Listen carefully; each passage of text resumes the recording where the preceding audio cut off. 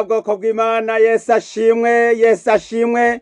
Imana ihabwa icubahiro muri kano kanya. Ndanezerejwe cyane kubona nongeye kugirirwa ubuntu n'Imana kugira ngo nongeye kuganira namwe imbona nkubone amaso mu yandi. Ndizera yuko mwene data nawe uri muzima kandi witeguye kwakira Yesu nk'umwami n'umukiza. Rero nzanye ijambo ry'Imana mpawe n'umwami Yesu rivuga ngo ndakangura imitima yanyu. Petero arabwirwa gukangura ishengero, nanje ndagira ngo nkubwire amajambo yo gukangura. Rero reka turabe amajambo y'Imana. Petero yabwiye ishengero ry'Imana avuga ngo ndakangura imitima yanyu ikeye. Muri no minsi biradusaba gukanguka kubera ko hari abayobya benshi badutse mu isi, hari abazimiza benshi badutse mu isi. Isi irageramiwe, abana b'Imana baramaze kuzingazingwa, baramaze guhendwa, baramaze kuzimagirika. Ndagira ngo mwene data dukomeze kwibukanya amajambo y'ubugingo. None rero imbere yuko twinjira muri ibi byose, reka tubanze gusenga Imana. Mwami wacu Yesu, ndagushimiye yuko ngiye kungirira neza uyu mwanya. Ndaguhaye icubahiro Mwami, nguhaye kaze. Egome Mwami, abagiye kumva ubutumwa bwiza bose ndabasabiye umugisha, ndabasabiye mpwemu, ndabasabiye ubwenge, ndabasabiye gutahura, kandi amaraso yawe Mwami amboneke ko muri ubutumwa bwiza bushikira ababene data nabonye n'amaraso ya Yesu ababoneke ko, kandi mpwemu wawe Yesu ababeko. Mwami mpwemu wawe abane nanje. Ndabishimye, ndabikengurutse kubikoze, ndabisenze mu izina rya mwami wacu Yesu Kristo, amen. Yesu ashimwe. Haleluya. Imana ihabwa icubahiro. Ndi n'umunezero mwinshi wo kubageza ku butumwa. Petero aravuga ngo ndakangura imitima yanyu. Iyo dusoma muri Petero igihimba ni ca gatatu, Petero wa kabiri igihimba ni ca gatatu umurongo wa mbere, turabona amajambo Petero abwira ishengero avuga ngo ndakangura. Ndagira ngo nanje gukangure mwene data. Mbega iyo ubona ibiriko biraba, iyo ubona abavugishwa b'ibinyoma, iyo ubona abirukanga inyuma y'ibitangaro, iyo ubona abirukanga inyuma y'impwemu zizimiza, iyo ubona abirukanga inyuma y'amadini batigera baruhuka, bararushe, barakeneye umutabazi, barakeneye umurengezi. Ndagira ngo hamwe n'ibyo byose uyu munsi tubisome kandi tuvyumve. Ndagira ngo no munsi tuze kwinjira no majambo akomeye y'ingene umwami Yesu Kristo yagabishije ishengero. Arabwira ati mu minsi y'imperuka hazoza abigira bavugishwa n'Imana, bazokora ibimenyetso bagakora n'ibitangaza kugira ngo bikunde bakonvenkre abantu, babemeze kugeza aho abantu babirukanga inyuma, kandi ngo bazozimiza benshi. Bene data, ubwo mu bazozimira nturimwo. Ubwo kuri ubu weho ntiwagiye, ubwo kuri ubu weho ntiwagiye. Nzanye no kugutabariza kugira ngo nkuburire mwene data. Umva, reka dusome ano majambo Petero yavuze muri Petero ya kabiri igihimba ni ca gatatu umurongo ni wa mbere. Dusome mu izina rya Yesu. Abo nkunda, none iki nico cete ca kabiri mbandikiye. Muri ivyo vyompi ndakangura imitima yanyu ikeye, mbibutsa kugira ngo mwibuke amajambo yavuzwe kera n'abavugishwa n'Imana bera. Mwibuke n'icagezwe c'umwami, niwe mukiza, cavuzwe n'abatumwa babatumwe ko. Yesu ashimwe cyane. Ndabibutsa, ndagira ngo mbibutse ivyavuzwe na Yesu Kristo, ivyavuzwe n'intumwa ziwe, ivyavuzwe n'abahanuzi bera banditswe muri Bibiliya. Ndabibutsa bene data, nzanye no kukwibutsa. Mbega urateze amatwi? Mbega uriteguye? Mbega Yesu ko agiraze uriteguye kumwakira? Mbega ko Yesu agira agaruke uriteguye kumubona? Mbega erega ndagira ngo nkubwire, hariho abatazomubona, hariho abatazomukubita n'igera, abatazomukubita n'igera nabo nyene uyu munsi n'uno munsi ntibigera bumva, ntibigera baburirwa ngo bumve. Baguma biruka, baguma biruka. Uno munsi bariruka ntibaruhuka. Iyo bumvise bataciyaha birukayo, kandi uwo birukanga inyuma ntabwo ari Yesu, ariko ni wa mwami w'iyisi agenda atuma abahanuzi biwe b'ibinyoma kugira ngo bazimize n'abatoranijwe n'ivyashoboka. Majambo y'Imana niyo nzanye kukwibutsa. Yesu yavuze mu butumwa bwiza bwa Matayo igihimba ni ca 24. Yesu asobanura ibikomeye n'ibihambaye byari bigomba kuzoba. Yesu arabivuga bitaraba. Imana ishimwe cyane. Umwami Yesu abwira abigishwa biwe hano muri Matayo 24 turasoma duhereye ku murongo wa 23. Yesu aravuga ngo ico gihe nihagira umuntu ababwira ati ehe Kristo ari hano canke atari hariya, ntimuze muvyemere, kuko hazokwaduka abigira Kristo n'abigira bavugishwa n'Imana, bagakora ibimenyetso bihambaye n'ibitangaza kugira ngo bazimize n'abatoranijwe n'ivyashoboka. Haleluya, haleluya. Ngo bazokora iki? Ngo bazokora ibimenyetso, bakore n'ibitangaza kugira ngo bikunde bazimize uwo mukenyezi, bazimize uwo mushinga ntaye, bazimize ujya muntu agwaye, kugira ngo bikunde yirukange ate ni n'agakiza yari afise, yirukange inyuma y'umuntu apfa, yirukange y'umuntu amuyovya amuhenda, kugira ngo ujya muntu amuzimize.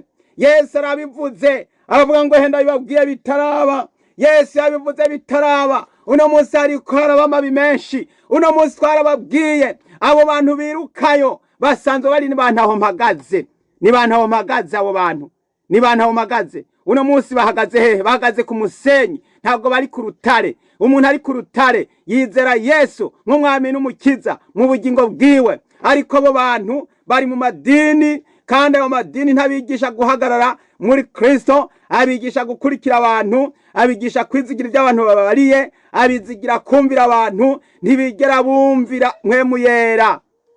Mpwemu Yera baramwirukanye. Hano iri jambo ry'Imana atubwira ngo kuko hazokwaduka bigira Kristo. Hariho abantu benshi bigira Kristo, hariho abantu benshi. Iyo uri kurirukanga, tekereza wumve nawe ubicire ku muzirikanyo. Iyo uri kurirukanga inyuma y'umuntu, aho uri nta Mana ihari. Yesu ashimwe cyane. Yesu yaravuze ijambo, aravuga ngo nibagomba gusenga uje haruguru mu mpete, kuko iso abona ibihishijwe azoguhera. Umva ayo majambo, hanyuma nce ndakubwira abo bantu birukanga inyuma y'abantu, wumve ibyo bagiye gukora, wumve bagiye guhimbaza uwo ari we. Yesu dusenga, Yesu duhimbaza, uyu Yesu dushima, uyu Yesu dutazira, yaravuze ngo tumuronderere haruguru mu mpete. Umva Matayo 6 umurongo wa 6 nyene. Matayo 6 umurongo wa 6 haravuga ngo ariko weho iyo usenga uje haruguru mu nzu yawe. Uje haruguru hehe? Mu nzu yande? Y'umubanyi. Uve mu gisagara uje mu kindi, ufata imodoka, ufata tagisi, wurira indege, uze guhigayo abandi bande. Yesu yaravuze ngo ariko weho iyo usenga uje haruguru mu nzu yawe. Aba bantu bagenda gukurikira abantu ntabwo baba bagiye guhiga Yesu, kuko Yesu yamusize mu nzu iwabo. Yesu musize mu nzu, none urataye, uragiye, ugiye guhiga yonde? Aho ugiye nihe? Ugiye guhiga ninde? Umva, ndagira ngo mubwire abantu bari barikanga inyuma y'ibitangaro, bariko barikanga inyuma y'ibimenyetso, bariko barikanga inyuma y'izasabwe, bariko barikanga batagatarotaro ngo intaro zasheshe, bariko baragenda bata umutwe batagiriye baja niyo bava. Ndagira ngo ubu butumwa bubagereko, bubabwire ngo ariko weho iyo usenga uje haruguru mu nzu yawe. Mbega mwene data, nta nzu ufise? Nimba uyifise urayitaye, urayisenye. Umuntu wese atubatse inzu yiwe ku rutare arasenya, kuko yubatse ku musenyi, arasenya, kuko inzu yiwe ntishobora kurama. Kandi inzu yawe nta nubwo ndayemera, kuko ntiwemera ko Yesu ayirimwo. Urayita ugasohoka ukiruka, ugatungwa nayo wameze ngo ugiye kwiruka ngo iyo wumvise Yesu ngo bamukurangiye. Ubwo ico ni kinyoma, ubwo n'ubuyobe, ubwo n'ubuzimire. Hano ngo uje haruguru mu nzu yawe wugara urugi. Yesu ashimwe cyane. Hano Yesu karadomye ko ubwami ugomba kugira inzu urayifise, urafise aho uba, Imana yaraguhaye. Ubwa kabiri urinjira, nimba wari hanze ukinjira, wamara kwinjira hanyuma ukinjira mu cyumba, hanyuma ngo ugaca ugira iki? Ngo ugaca ngusenga, ngo ugaca wugara urugi, ugaca wugara urugi. Wamara kugara urugi ugaca utangura amasengesho, ngo ugasenga so aba mu mpisho. Haleluya. Yesu aradomye ko, Yesu arakudomeye ko urugara ubanje kwinjira urugara, wamara kugara hanyuma ugaca utangura ugashirako amasengesho ugasenga so aba mu mpisho. Imana ishimwe cyane ngo kandi so akuboneye mu mpisho azoguhera. Umva, wewe uri kurirukanka inyuma y'ibitangaza, wewe uri kuragenda wirukanka ngo bagusengere ngo uronke amafaranga, wewe uri kurirukanka ugenda kugira ngo bagusengere ngo hanyuma ngo ukire izo ndwara.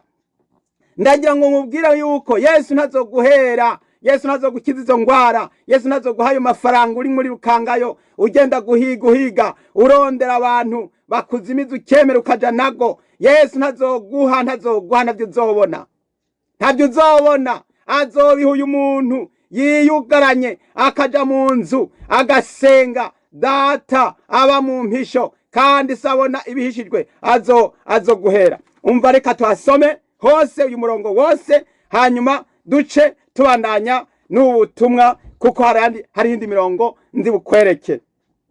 Ngo ariko we iyo usenga uje haruguru mu nzu yawe, wugara urugi usenge so aba mu mpisho kandi so akuboneye mu mpisho azoguhera. Yesu ashimwe cyane. Yesu akuboneye mu mpisho azogukiza ubugwayi. Yesu akuboneye mu mpisho azoguha icyo umusabye, kandi niwamusaba ugenda gusaba nk'uko abapagani bagira canke abanyamahanga baja gusaba ubutunzi bakaza gusaba amafaranga, nka kumwe bamwe bagenda kubusaba bamwe bo mw'isi, bamwe babaza kubusaba aba Eliminati n'abafrimaso, bakaza kubusaba abapfumu, bakaja kubandwa no guterekera, bakaza kuraguza, bakaza gushinga ibiheko n'ibigirwamana ngo bikunde ngo basaba ubutunzi. Nawe niwasenga wumve Data arazi ibyo ukena niyo utarabimusaba. Data arazi ibyo ukena niyo utarabimusaba. Ntabwo wirirwa urasarara. Imana dusenga ntitwirwa turasarara. Imana dusenga ntidusarara. Iyi Imana dusenga iri hafi irumva. Ariko babandi baragenda bakaza kwikebagura nka babandi babaherezi babayari, baragenda baja hariya.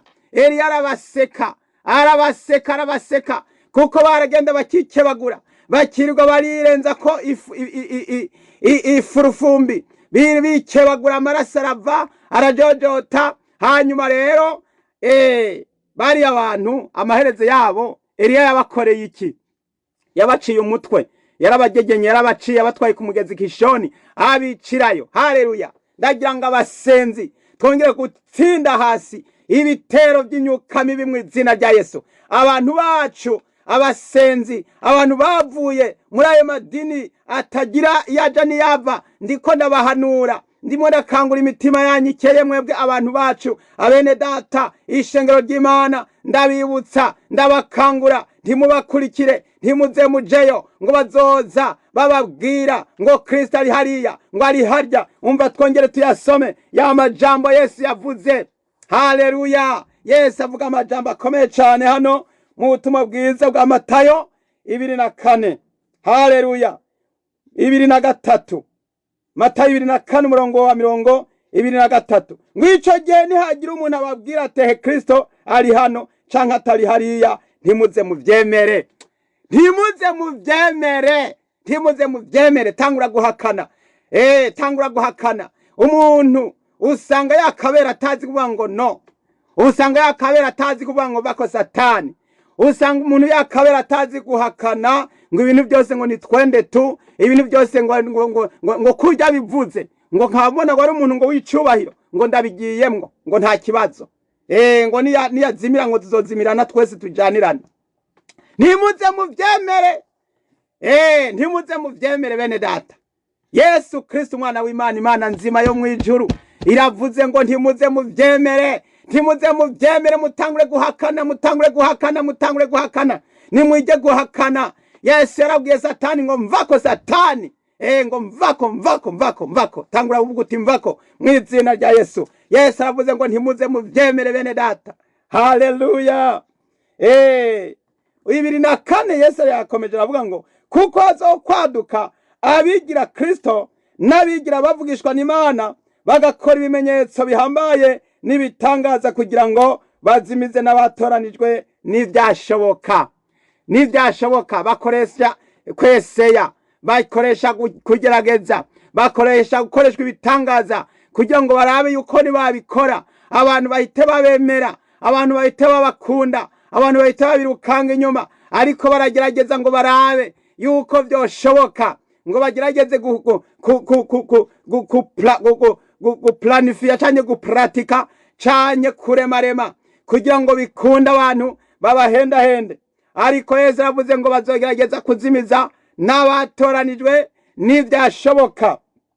Mwene data, ndagira ngo nkubwire ikimenyetso ca mbere kigaragaza ko abo bantu ari abigisha b'ibinyoma, ari abavugishwa b'ibinyoma, ari ba antikristo, ari bariko barashaka kuyobya n'abatoranijwe. Ikimenyetso ca mbere nguhaye ni iki, ugitega amatwi.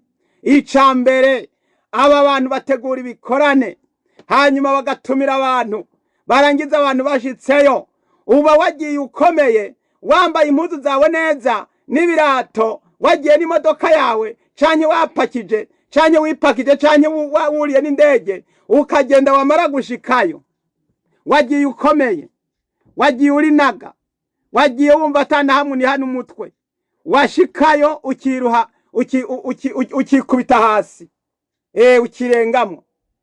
Yesu ntiyaje gukubita abantu hasi, Yesu yaje kubahagurutsa. Haleluya! Ndagira ngo mbereke yuko Yesu arahagurutsa, ntabwo akubita hasi. Kuko hariho guhagurutsa, hakabaho no gukubita hasi. None uyakubita hasi ninde? Uyahagurutsa ninde? Ndagira ngo mbereke itandukaniro ryo guhagurutsa n'itandukaniro ryo gukubita hasi. Ndagira ngo mbereke amajambo akomeye cyane aboneka mu Byakozwe n'Intumwa, igihe Petero na Yohana bakize ikirema. Ikirema cyari gisanzwe cicaye. Ijambo bakoreje kumubarira bambwiye bati haguruka. Haleluya! Ariko wewe waje ukomeye, waje uri muzima, waje atanahamwe ni hano umutwe, ariko wagiye wirukanga ngo ukorerwe ibimenyetso, ngo ukorerwe ibitangaro, ngo ugiye gusenga, ngo kugira ngo baze bakurinde abarozi, ngo kugira ngo bakurinde, ngo wararonse yuko hari umuntu akuroga, ngo warumvise yuko uwo muntu ngo ashobora kuza kugirira nabi. Wagiye wirukanga kugira ngo uhabwe imbaraga. Washitseyo uragiye, umaze gushikayo wari ugiye witambukira, mugabo bakagaca baguterura, bamwe bagafata umutwe, abandi bagafata amaguru, ugaterwa n'abantu 4-6, ukagenda baza kukurambika hariya ngo bagiye kugusengera, kandi wagiye ukomeye. Nimba atari we byabayeko, hari uwo byabayeko, uraraba n'amaso yawe urabyitegereza, nawe urabibona yuko hari abantu bagenda bakomeye, bagerayo bakagwa wadabari. None abo ni Yesu arimo arabakoreramwo, cyanye ni idayimoni irimo irabakubita hasi. Iyo dayimoni irimo irabakubita hasi ibateye. Ndagira ngo nkubwire yuko hariho abantu bagenda guhiga izimwonga, ariko Yesu yarabahakaniye ati ntimuze muhirahire ngo muje, kuko nimwajayo muzofatirwayo. Kunda rero mwemere mufatirwayo n'ibyo bintazi, kuko nimwe muriko murabirondera. Hano Petero bariko baraza bagiye gusenga, ngo hariho umuntu, reka dusome muri Ibyakozwe n'Intumwa, igihimba ca 3 umurongo ni wa 2. Haleluya! Mwumve Yesu ingene arahagurutsa. Yesu ntabwo akubita hasi. Itandukaniro. Yesu ashimwe cyane. Hari umuntu yararemye, hari umuntu yaremaye ibirenge uhereye kuva mu nda ya nyina, yama aterurwa bakamushira imbere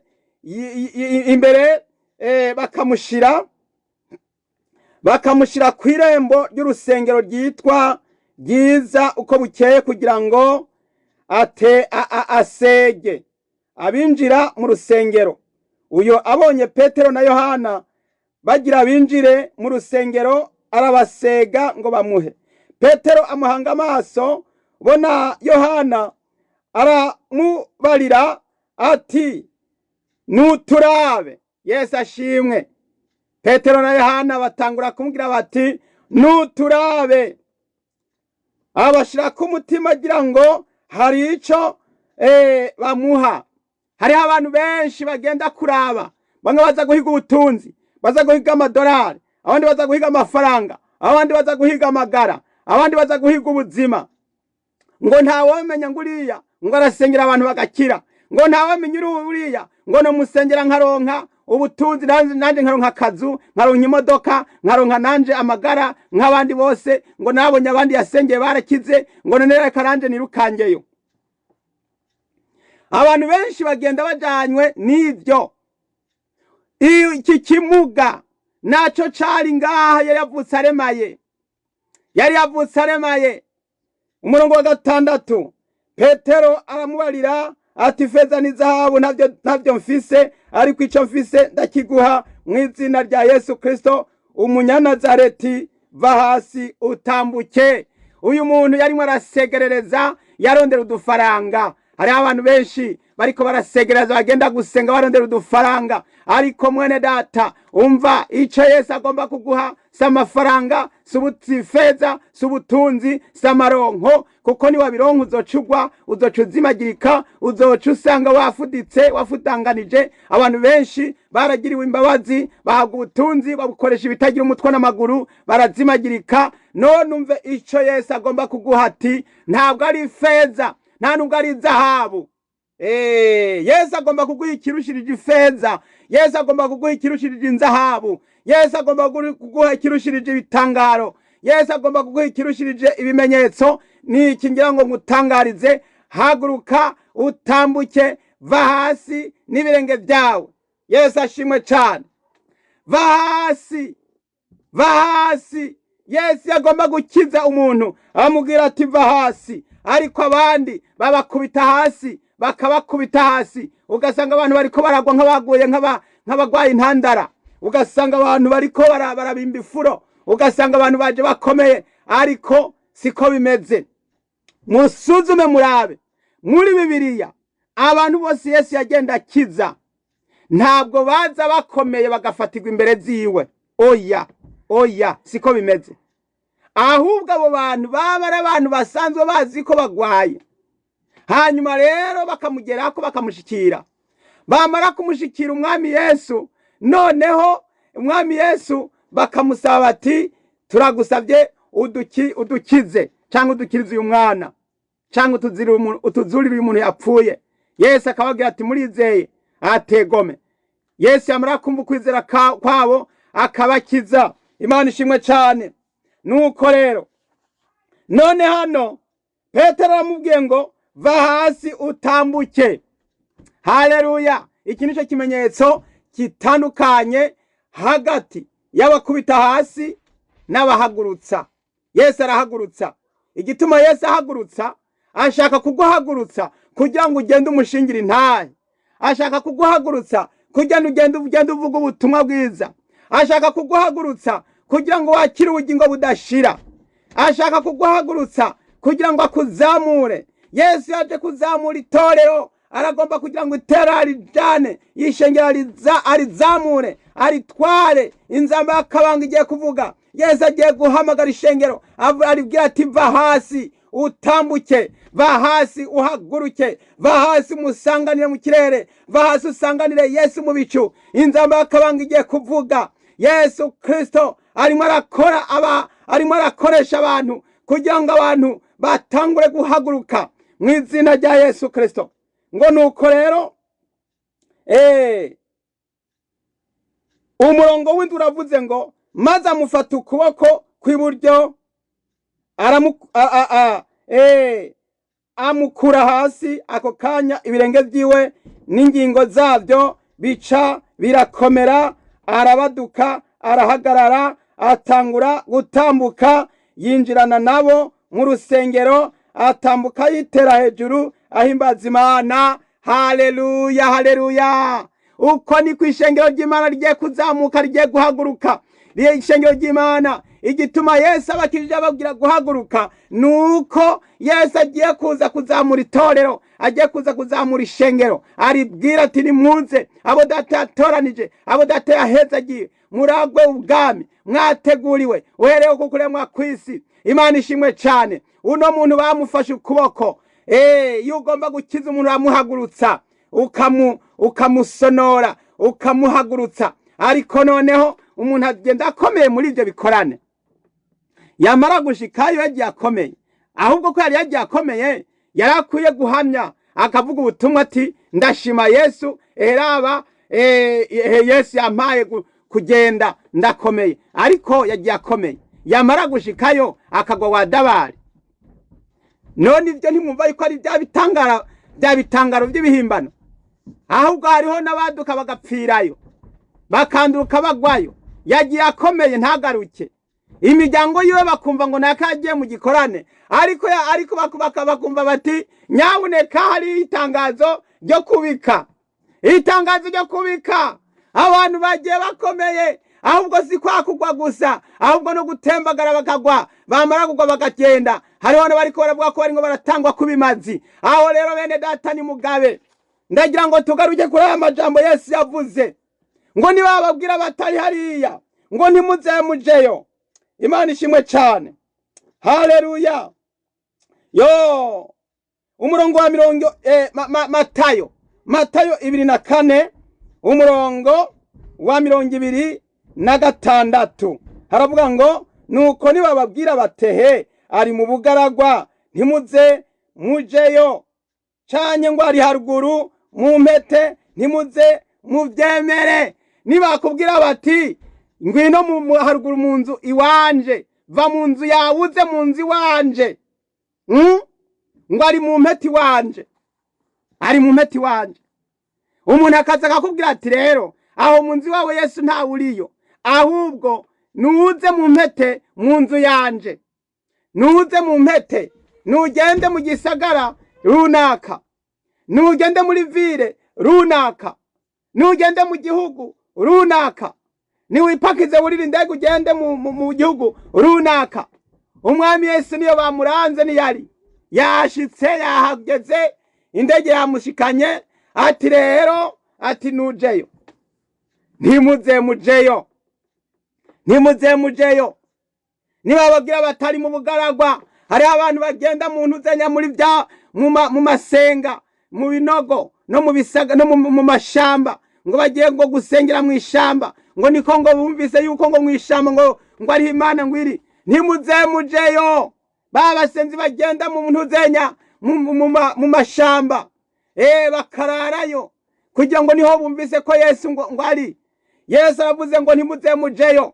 Ni waba wumvijwe ry'Imana ari kugiye kuja gusengera mu ishamba nka kujya Yesu yagenda ari wenyene, ukaba wumva ari wewe wumva ugiye gusenga we ubwawe, urashobora ugiye na Yesu wawe muri kumwe. Ariko nimba bakurangiye bati turararitse Yesu ari ngaha mu ishamba, ati none umunsi munaka tuzoba duhateraniye, Yesu azokora ibitangaza, ntuzojeyo.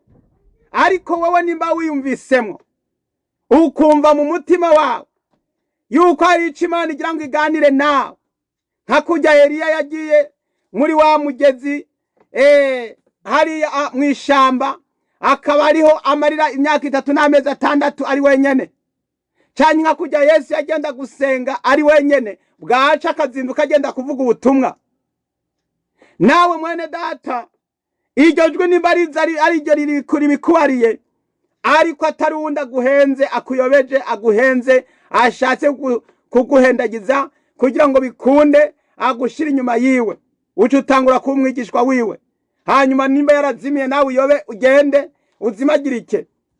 Yesu aravuga ngo rawo ndabibabwiye bitaraba, ntimuze mujeyo. Senga Imana yawe, ja haruguru mu mpete, ja haruguru mu nzu yawe wugarura urugi, uhakikishe yuko ata muntu arimo araza kukurogoya. Imana ishimwe cyane. Wumve yuko atanduru n'ugwamo biringo birashaka kukuragiza. Usenge saba mu mpisho, haleluya. Usenge saba mu mpisho. Imana ishimwe cyane. Nimba ugomba kugenda gusengera hanze, na Yesu yaragenda gusengera hanze ntibibujijwe, ariko utagiye gukurikira abandi batarinze kukubarira, ngo barinze kukubarira. Ngo none rero ngo Yesu ngo niyari ngo muhariya mu bugaragwa ngo niyo ngo ibitangaza bikorekera, ngo hariya ngo mu gihugu cahe ngo runaka ngo hariho umuntu ngo akiza, ngo niwe tugomba twirukanye inyuma. Bace bakurarika. Narumvise abantu bayikorakora nako bagahiga itike ngo bagiye gukoreshwa ibitangaro, ngo bagiye gukorerwa ibitangaza. Abo bantu nibo nje kubwira yuko Yesu Kristo agomba ngo nimuve inyuma y'abo bantu, kuko abantu bagiye kurimbuka, namwe mugiye kurimburanwa nabo. Nimuveyo. Kandi aba bantu babikora basanzwe ari abanyamadini, bafise amadini bateraniramwo. Ayo madini rero ntabigisha kuva inyuma y'abandi, kuko nabo ubwabo bari inyuma y'abandi. Idini rigenda ari nk'ufatana mende. Burya idini rigenda rigira abo hasi n'abo hejuru, n'abo hejuru, n'abo hejuru, n'abo hejuru, kugenda ku ngazi no ku nzego.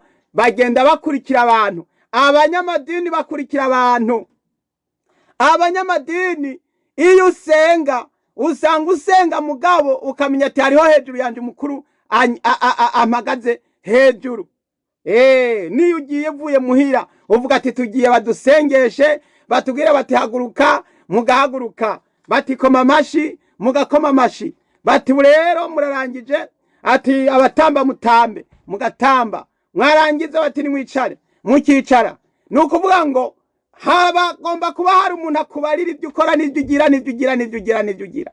Muzogeza ryari kuba manipire paraleja? Muzogeza ryari guhendwa n'abantu barinda kubabwira ngo koma amashi, barinda kubabwira ngo ririmba? Mbega mwene data mwe muyera ko wamuramprasije paralezime, ko wanse kumvira mwe muyera ukaba wumvira abantu bakenda kugira ngo ririmba? None wewe muhiri wawe ukaba utaririmba. Hariho abantu muhira bataririmba. Ataririmba zoririmba ageze muri urwo rusengero. Muhira intaririmba, muhira wapi kantike wapi Bibiliya wapi? Mugabo ngo agiye kuzorindira barinde kuza kumusengesha. Bene data, aya n'amajambo akomeye cyane y'ubugingo ndabazaniye. Nimwikangure, nimukanguke, Yesu agiraze gutora umugeni. Uno munsi rero ndabazaniye amajambo kubakangura. Ndabakangura imitima yanyu ikeye y'abasenzi, abantu bacu abera, abo turi kumwe, abo dufatanije igikorwa. Mwirinde ntimukaje inyuma y'ibitangaro, ntimukiruke inyuma y'abakoreshwa ibitangaro. Kandi namwe mwirinde ntimugahave mushaka gukorerwa ibitangaro. Mwirinde ntimukaronderere Yesu kugira ngo mumurondereshe ibitangaro. Yesu yaje kugukiza ubugingo. Yesu yaje kutegurira ubugingo. Hano mwisi Yesu yaravuze yuko turi n'amarushwa, mwisi turi n'ibibazo, mwisi turi n'intambara. Mwisi mwibuke ko Yesu nawe ntibigeze bamuha agahengwe. Yaravuga agakiza abagwaye, agakora ibitangaza, ariko byarangira bamuciriye urubanza. Byarangiye bamucira urubanza rwo gupfa. Byarangiye bamwagirije ibinyoma. None ni weweho mwene data kuri umukristo, nawe umenye ko nimba Kristo wamukoreye ibyo, nawe umenye ko nawe hano mwisi urifise amarushwa, ariko Yesu yaranesheje ayo marushwa. Yesu yarashije izo ntambara. Yesu yaranesheje amagorwa. Yesu yaranesheje ubwo bukene. Yesu yaranesheje izo ngwara. Yesu yaratsinze urupfu na kuzimu mu izina rya Yesu. Mbere Yesu yarazamutse no munsi ari mu ijuru. Ndagira ngo dusenge uyu Yesu yazamutse, uyu Yesu yazutse akazamuka. Imana ishimwe cyane. Nababwiye ko abantu bashaka bakubita hasi, abakorera ibitangaza abantu babakubita hasi, baba amashuri batsinda hasi, hanyuma bababwira ngo vyuka, bakabavyuka babakubita hasi, basira ngo vyuka, bagasura bakubita hasi. Ariko Yesu nta narimwe yigeze akubita umuntu hasi, ahubwo yasanga uri hasi akamuzamura. None nawe ndagira ngo uzamuke, ndagira ngo nawe uhaguruke, wambara inkomezi, uhagarare mu mbaraga, uhagarare mu bubasha, maze nawe uce utangura gusemerera, uvuga ubutumwa bwiza, uburira abakiri inyuma y'ayo madini, ubaburire bihane. Ndagira ngo dusenge, ndagira ngo ngusengere wambike inkomezi, wambike imbaraga, wambike ububasha, wambike ubushobozi, kugira ngo nawe uce ugenda kukwiza ubutumwa, uce ugenda gusemerera, uce ugenda kubwira abari kure n'abari hafi, ubabwire ingene Yesu akiza, ubabwire ko Yesu abohora, ubabwire ko Yesu atabara. Yesu n'umuganga, arakiza kandi Yesu arabohora, akiza imibiri n'imitima. Yesu niwe yiteguye kuza kutuzamura ngo adutware mu bwami bwiwe bwo mu ijuru. Imana ihabwe icubahiro. Ndagira ngo dusenge. Haleluya. Mana yo mu ijuru, data ugororoka, mu izina rya Yesu ndagushimiye yuko ngiye kutugira neza bw'amajambo meza y'ubugingo urakoze mwami. Ndasengera umwene data umuhe inkomezi n'imbaraga, umuhe intsinzi, umuhe kunesha, umuhe mwami umutima ukomeye nk'intosho, kugira ngo mwami Yesu ntasubire kwirukanga inyuma y'abavugishwa b'ibinyoma, ntasubire kwirukanga abakoreshwa ibitangaro by'ibinyoma, ibitangaro by'abadayimoni. Mwami turabona abantu benshi aho gukira ahubwo barapfa, aho gukira mwami bararimbuka. Mwami Yesu wa Nazareti, ndasengera abantu barokore, ubatabare bakire, bongere kubahoka, bakire ubugingo budashira, ubagendere bagire neza. Mwami w'icubahiro, ndagushimiye yuko ubutumwa bwongeye kugera kuri aba bene data, kandi abagumvise bose ubahezagire. Ndasengera umuntu wese ariko ari hano icaha yagendeyemo yakoze, mwami umuhanagure ko amazina yiwe mu ca gitabo c'abapfuye, umuhanagure ko imyanda yose, umuhanagure ko ubuzimire bwose, aho yahenze, aho yazimijwe, aho yayovye, aho yarokanze inyuma y'abantu babavugishwa b'ibinyoma. Mwami Yesu umugarure umukureyo, atabagwe yongere kubahoka, maze mwami yongere kwakira ubugingo budashira. Amazina yiwe yandike mu gitabo cawe c'ubugingo ca Mwagazi w'intama yatanzwe ko ikimaze uhereye kuremwa kw'isi. Ndagushimiye, urakoze cane Mana. Ego ame ndabigukengura, izina ryawe rihabwa icubahiro. Urakoze kutubereye inyishu n'igisubizo. Ndagushimiye, nanje ndabisenze nizeye kandi nkenguruka njambaje Imana mw'izina ry'umwami wacu Yesu Kristo. Amen. Amen. Haleluya. Yesu ashimwe cyane. Rero ndagira ngo mbahe nimero za telefone abagomba kuduhamagara mu telefone kuri izi telefone zikurikira. Utanguza igiharuro 1 8 1 9 5 8 8 ubusa ubusa indwi indwi. Mwari kumwe na mwene so Mbonimpa Abeli. Imana ibahezagire. Haleluya. Naho utaha mukomeze kuba maso. Yesu ari hafi gutora umugeni. Haleluya. Amen.